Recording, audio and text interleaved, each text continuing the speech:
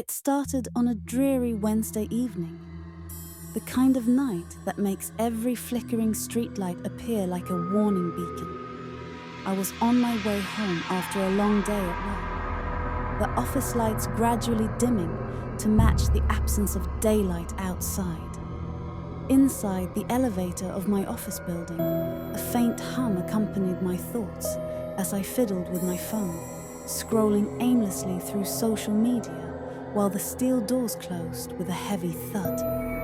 The lift lurched downward, the familiar compression of air and the sensation of weightlessness washing over me. I pressed the button for the ground floor, eager to escape the confines of the office, of the day, when a flicker in the corner of my eye made me look up. A shadow loomed at the end of the corridor leading to the elevator. My heart quickened.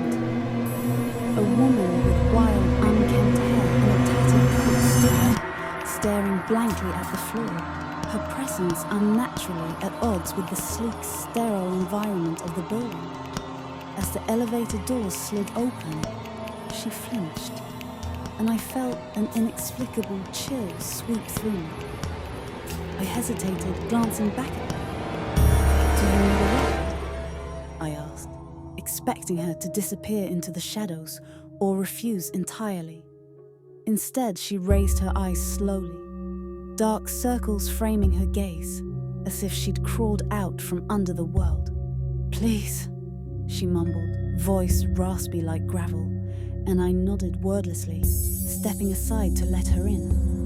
An uncalled-for surge of discomfort washed over me, but I brushed it aside, convincing myself it was just my paranoia after a long day. The doors closed with a resounding clang, sealing us in, a claustrophobic chamber. As the elevator descended, I stole glances at her.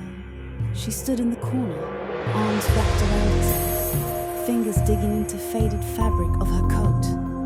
I could almost feel the cold radiating off her, a tangible presence, unsettling and foreign among the warm metallic walls. "What floor?" I asked, attempting to break the silence and dispel my growing unease. "Ground floor," she replied, barely lifting her eyes. The elevator continued its descent, but instead of the comforting blur of lights, the lights flickered ominously, casting shadows that danced around us like wraiths in the dark. My gut clenched as an unsettling feeling settled over me. The elevator jolted to a stop, the lights flickering violently, and for a heartbeat, I thought I might scream. Then, as abruptly as it had paused, its descent resumed, but something was wrong. The air became thick, charged with a chilling energy. The hairs on my arms stood on end. "Did you feel that?" I asked, trying to mask my growing dread. The woman shifted her gaze to me, an eerie calmness replacing the confusion in her eyes. "They're coming," she whispered, her voice barely above a breath. My stomach dropped. "Who's coming?" I pressed. But the elevator began to descend again, faster this time, a monstrous roar echoing in the confined space. I gripped the railing to steady myself, fighting the urge to bolt for the door. The screens flickered above, numbers skipping wildly, warped and distorted, a countdown with no end. The woman moved closer, breath icy against my cheek. "You shouldn't have let me in. This is where they want you," she said, her eyes now filled with a strange intensity. My pulse raced. I could hardly comprehend her words. Before I had a chance to respond, the lights went out completely. For a heartbeat, it was pitch dark, an abyss without sound or light, except for the frantic rhythm of my heart. I could feel her next to me, the proximity now suffocating. Panic flooded my veins. Suddenly, the lights flickered back on. I could see the woman more clearly now. Her face had transformed, not just in emotion, but into something otherworldly. Shadows twisted around her, creeping up her limbs like dark vines, and I realized with dread that she was no longer fully present.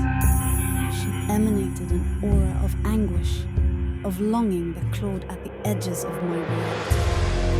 "Get away!" I shouted, finally summoning the will to shuffle back, leaning my back against cold metal.